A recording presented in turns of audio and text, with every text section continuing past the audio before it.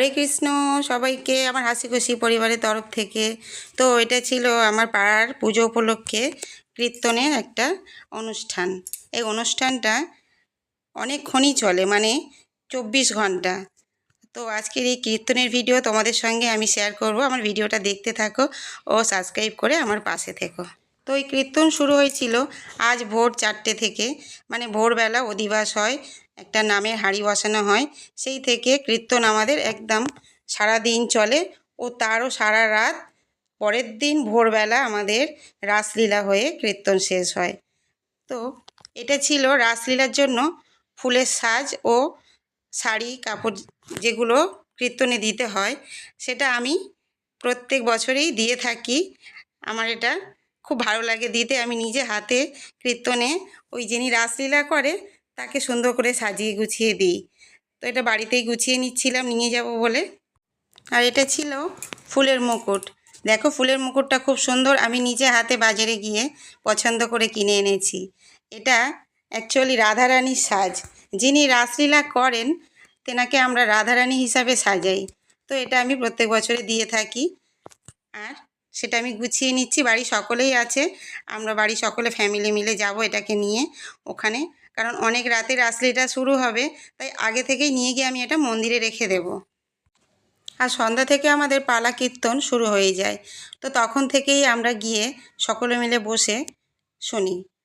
আর ওখানেই থাকবো ভেবে তাই আগে থেকেই গুছিয়ে নিয়ে সকলে মিলে চলে গেলাম।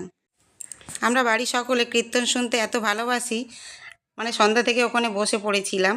তো মাঝখানে গিয়ে এগুলো নিয়ে চলে আসলাম, কারণ মনে একবার লেগে গেলে আর উঠবো না, সেই ভেবেই আগে এটা নিয়ে চলে এসেছি। তো দেখো নিয়ে আসার কিছুক্ষণ পরেই রাধারানীর সাজটা ওনারা চাইছিলেন, তাই আমি ওখানে চলে গেলাম। আমি কেন, আমার সঙ্গে আরও মহিলারা থাকবে, তারা যাবে, সকলে মিলেই সাজাতে হয়। এটা ওনারা বলেই দেন কিভাবে কি করতে হবে, কখন চাইবে সেগুলো আমাদেরকে দিতে হবে। আর সেই কাজগুলোই আমরা সকলে মিলে করছি।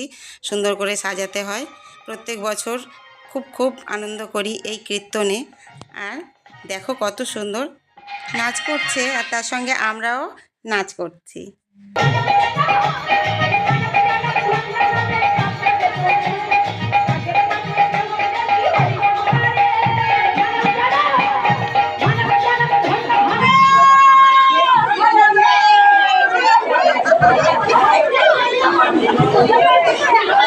তো ভোরের কীর্তন শেষ হতেই আমাদের সকালবেলা আবার ভোগ প্রসাদের আয়োজন শুরু হয়ে যায়।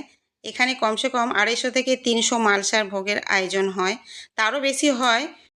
এই ভোগ প্রসাদের মালসা আমরা যারা তৈরি করি বা জোগাড় করি তাদেরকে কিন্তু খুব নিয়ম নিষ্ঠা মেনেই করতে হয়, মুখে কাপড় বেঁধে। এরও পরে ছিল আবার সেই যে হাঁড়িটা অধিবাসের দিন বসানো হয়েছিল, সেই হাঁড়ি ভাঙার নিয়মটা। ওই নিয়মটাই শেষ নিয়ম। হাঁড়ি ভাঙা হয়ে যাবে, তারপর সবাই কাদামাটি খেলবে, তারপর ভোগ প্রসাদ নিয়ে সকলে বাড়ি যাবে। তো দেখো সবাই কি সুন্দর আনন্দ করে কাদা মাখছে। এই কাদামাটি মাখলে সত্যি মনে থেকে কিন্তু একটু রোগ ব্যাধি চলে যায়। তো এই ছিল কীর্তনের ভিডিও। সবাই মিলে বলো হরে কৃষ্ণ।